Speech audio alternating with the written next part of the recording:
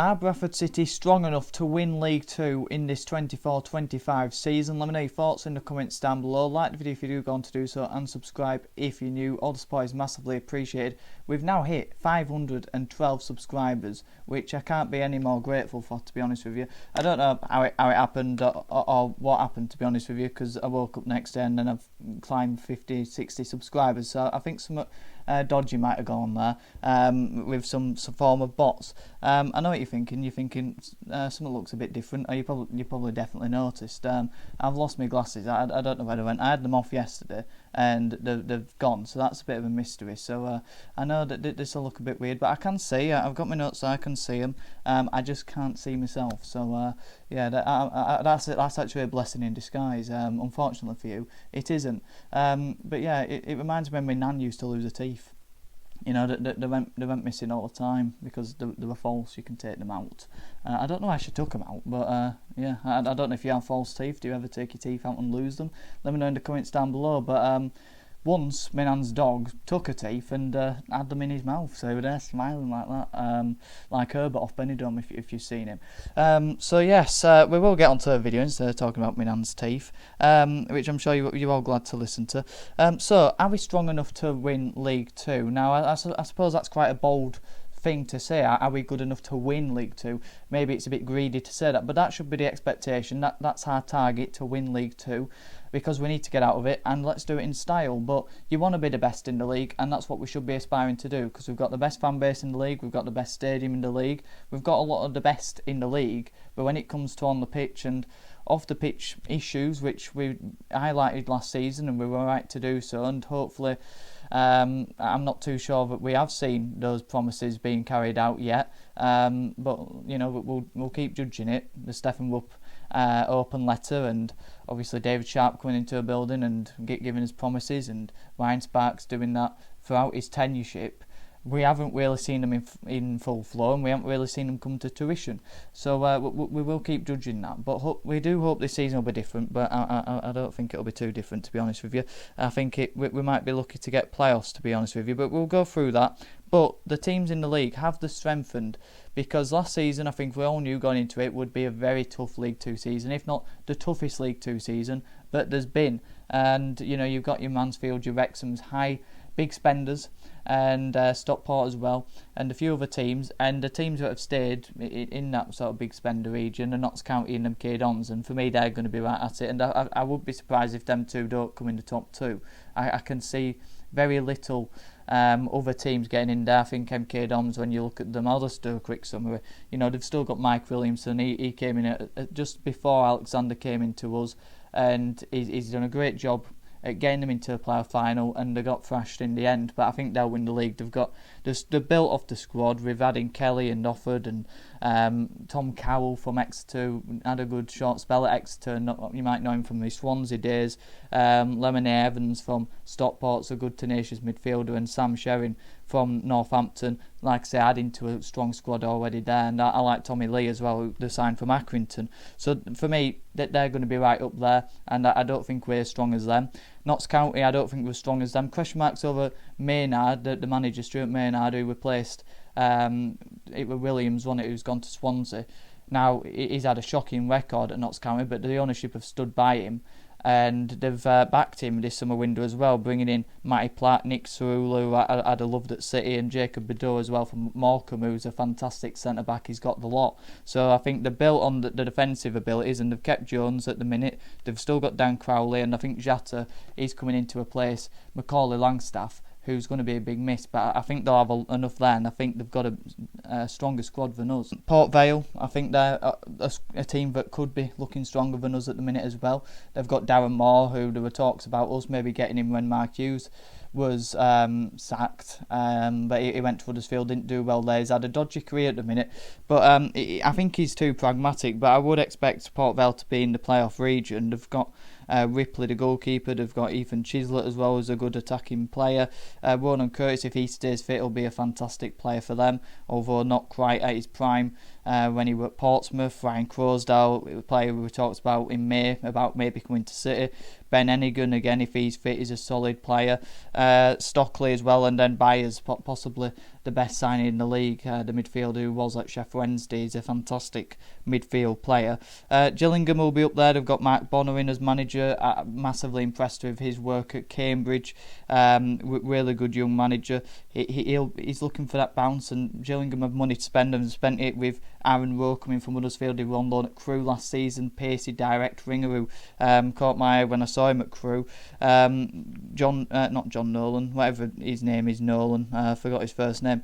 He's a fantastic winger for Accrington, got 20 plus goals last season, and he'll be hungry to build off that this season. Nevitt I'm not too keen on, but they've kept Masterson, they've kept Coleman, but I think goals will still be a problem for Gillingham, but again, got a strong squad and will be up there. Doncaster will be up there, McCann, Billy Sharp, not impressed with him, Sparrow, we talked about him maybe coming to City in May. Fantastic, energetic midfielder. Gibson, I'm not convinced about him doing anything for Doncaster. Ironside, he'll be looking to get around 20 goals again this season. Molyneux, Owen Bailey's a good player, but defensively I do worry for Doncaster, and that's why I don't think, I think we're about level with some of these teams now. Chesterfield coming up, they'll be looking for the momentum like, that Stockport had, Wrexham had, and a couple of other teams recently have come up from the National League.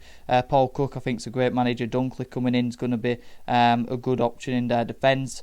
Paddy Madden as well, we know about him, and I think he'll be a really good option again in their attacking areas to compete with Will Grigg.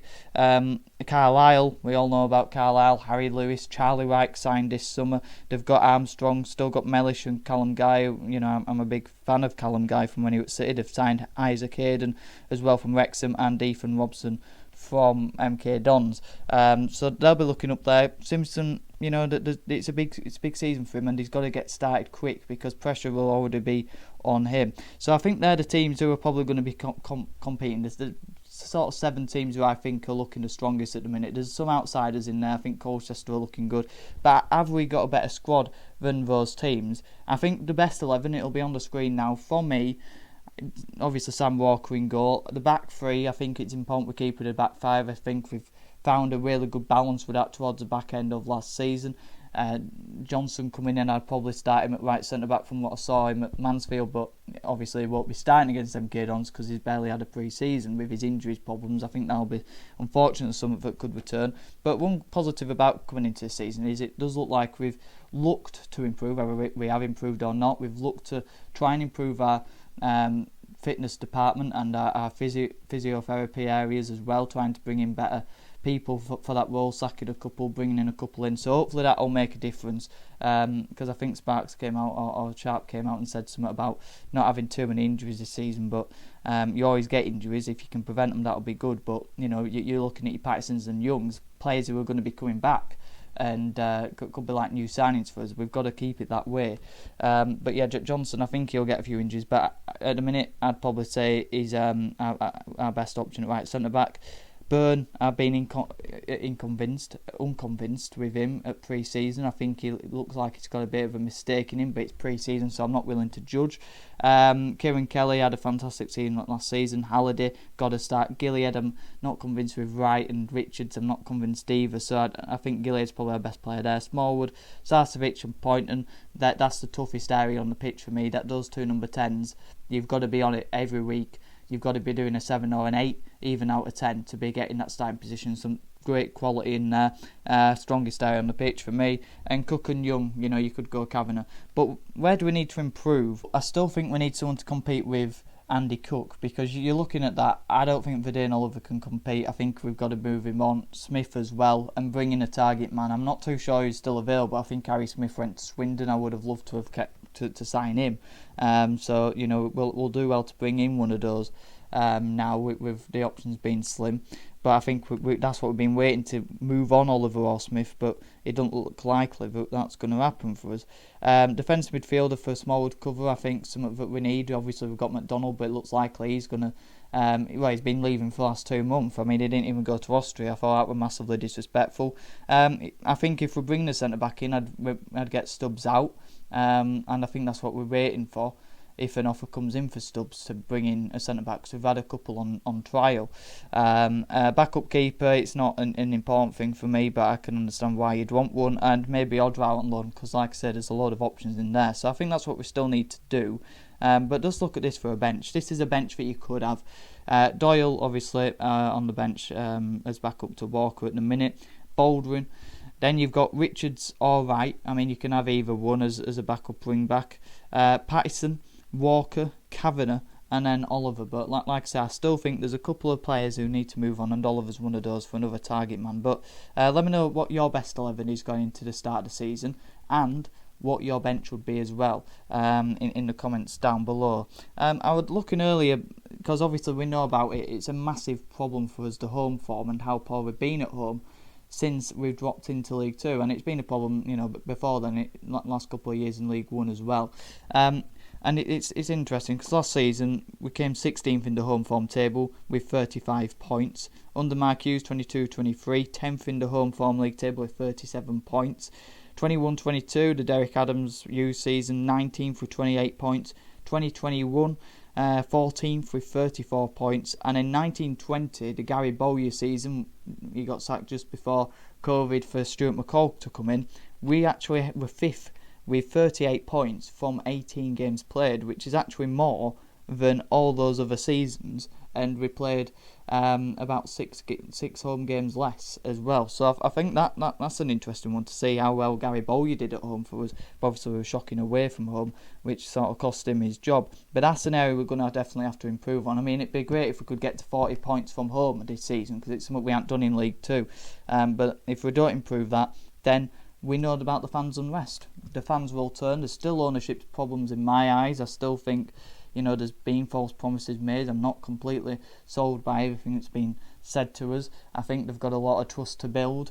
Rupp and Sparks and Sharp comes into that as well, because a lot of the fans have turned. I mean, a couple of fans haven't bought season tickets, but the numbers are still fantastically high as it is, and the prices are still fantastically low as well, to be fair.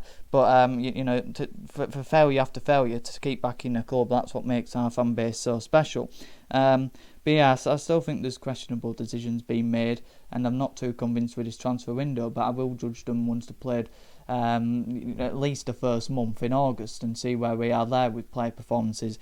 And because I don't like writing players off too quickly, but the fans will turn quick, and that's something that we can't help, because we judge what's in front of our eyes. And if we aren't seeing passion, we aren't seeing effort, we aren't seeing the required performance level to get out of this league, then we are right to turn, because it could be 7 seasons in League 2 if we don't go up this season. And there are teams, like I said earlier on in the video, who have improved their squads, who have spent a load of cash and thrown money at it, and I'm not too convinced we have yet. So are we strong enough to win the league? Let me know your thoughts in the comments down below. I don't think we are. I think if we're going to have a successful season this season, it'll be scraping the playoffs, which isn't good enough, is it? But I'm not going to complain if we do go up via the playoffs. So let me know your thoughts in the comments down below. Like the video if you did, subscribe if you're new. Thank you very much for the support, getting to 500 subscribers. We're on the road to 1,000 now, I suppose. On the road to getting money for you to pay me, I suppose, if you want to look at it that way. Hopefully I'll have a couple more videos out in the next coming days, running up to the final countdown to that first kick-off at MK Dons. Let me know your thoughts in the comments down below. Thank you very much for watching. Thank you very much for the support. It is massively appreciated. Have a good one.